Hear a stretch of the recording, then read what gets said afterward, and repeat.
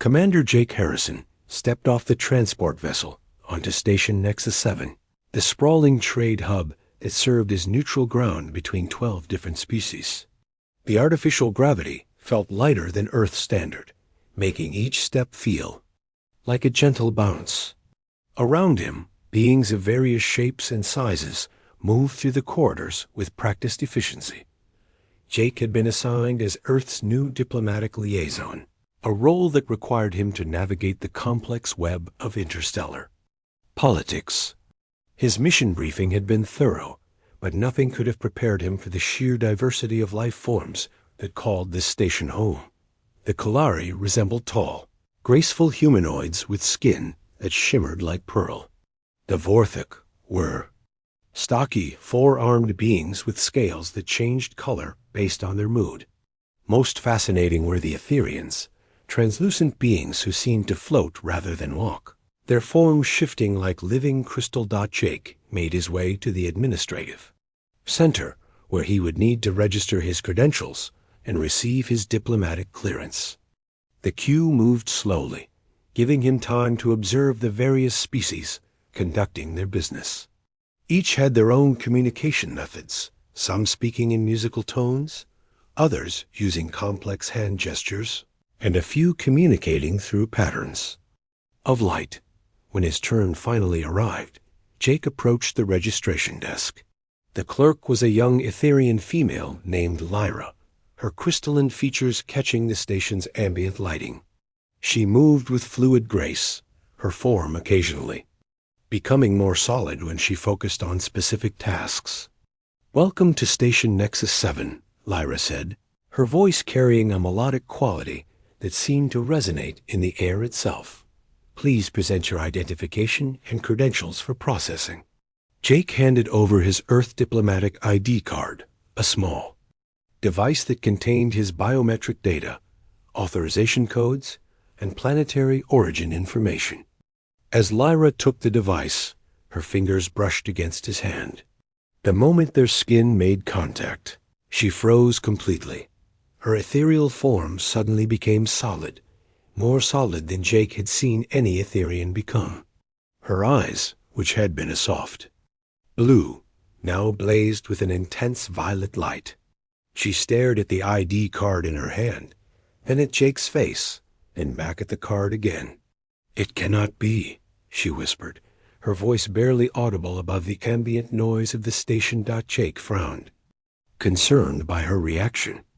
"Is there something wrong with my documentation?" Lyra's hands were trembling now, the ID card shaking between her fingers. Other beings in the queue began to notice the delay, some making impatient sounds in their native languages. But Lyra seemed oblivious to everything except Jake and the device in her hands. "Earth," she said, reading from the ID display. "Birthplace, North American Sector Sol System." She looked up at him again, her violet eyes wide with what appeared to be recognition. "Your name is Jake Harrison." "That's correct," Jake replied, growing more puzzled by the moment. "Though I'm not sure how you know that without reading my ID." Lyra's form flickered, becoming translucent again before solidifying once more. "I have seen you before, in my dreams. Every night for the past 3 cycles, I have dreamed of a being from a world called Earth, a world of blue skies and green forests, a being with dark hair and kind eyes who would come to our station and change everything." The queue behind Jake had grown restless, but he found himself completely focused on Lyra's words. "You've been dreaming about me? That's impossible. We've never met, and humans have only just established contact with your people." "Etherians sometimes experience prophetic dreams," Lyra explained, her voice gaining strength.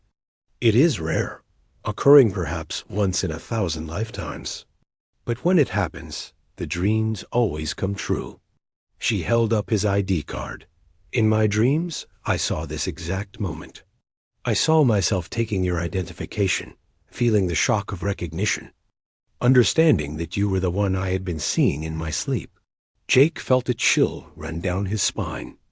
The briefing materials had mentioned that some species possessed abilities that humans didn't fully understand, but this was his first direct encounter with something so extraordinary.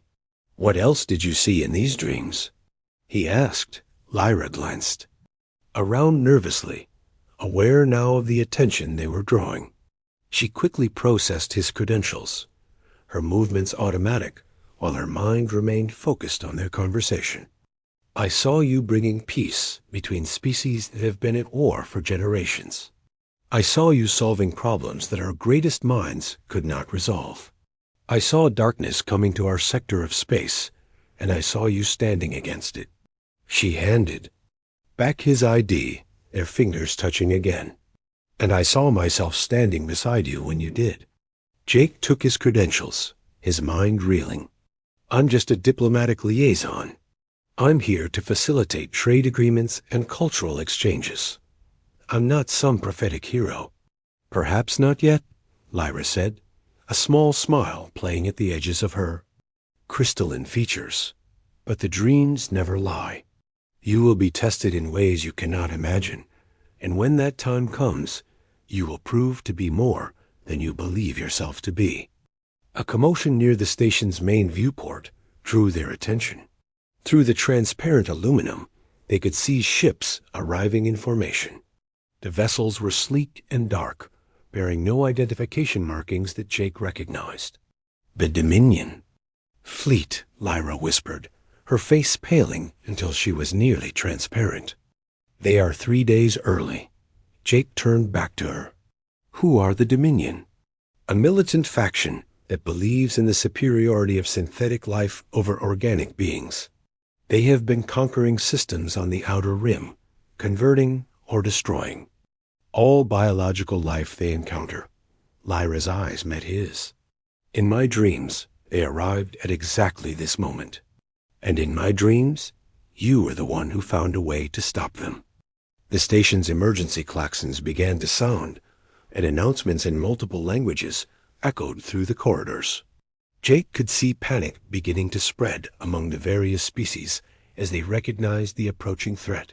He looked at Lyra, then at his Earth ID, then at the approaching fleet. 3 days ago, he had been a simple diplomatic officer looking forward to a routine assignment. Now he was apparently the subject of prophetic dreams and the last hope against an invasion force. "I don't suppose your dreams showed you how I'm supposed to stop an entire fleet," he said. Lyra's form began to glow with soft inner light. "They showed me that you would find a way, and they showed me that I would help you do it." As the Dominion ships drew closer to the station, Jake realized that his quiet diplomatic mission had just become something far more significant. Whether he was ready or not, he was about to discover if there was any truth to the dreams of an Auze, Etherian clerk who had recognized him from visions of a future that was rapidly becoming the present.